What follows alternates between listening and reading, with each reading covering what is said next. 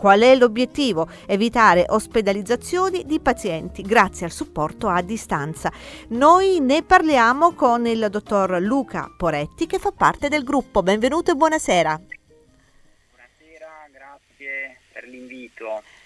Dottore, come funziona questo gruppo?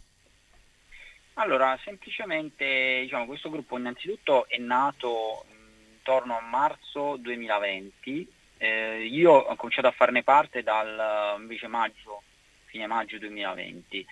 E semplicemente è nato soprattutto grazie all'apporto inizialmente di molti colleghi, sicuramente del nord, che avevano avuto la prima ondata, e si erano, avvicinati a un protocollo di cura domiciliare, stando molto di più sul campo.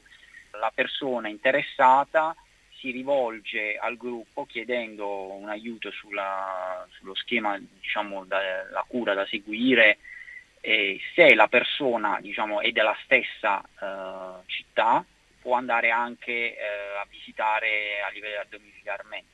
Altrimenti si fa una consulenza a distanza, che può essere sia telefonica o tramite videochiamata.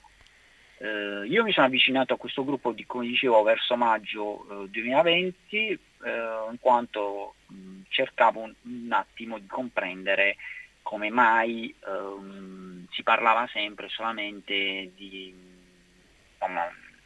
terapia ospedaliera, cioè quindi di caschi, intubazioni o tachipirina a casa e basta.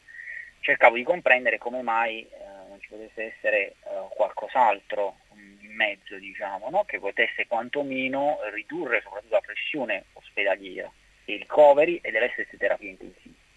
Mi sono un po' confrontato con questi colleghi che avevano avuto molta più esperienza di me e sul campo abbiamo cominciato anche a redigere proprio una sorta di schema domiciliare, a confrontarlo e modificarlo di volta in volta. Che risultati porta? Ci sono risultati? Da ottobre ad adesso io ho praticamente, nella mia esperienza personale, vi parlo di un circa 180, adesso sono anche più, quasi 200, che ne ho presi in carico di diverse chiaramente zone, anche regioni, e ho ottenuto circa su 200, solo 5 ospedalizzazioni, però tutti gli altri li ho curati tranquillamente a casa, con buoni risultati.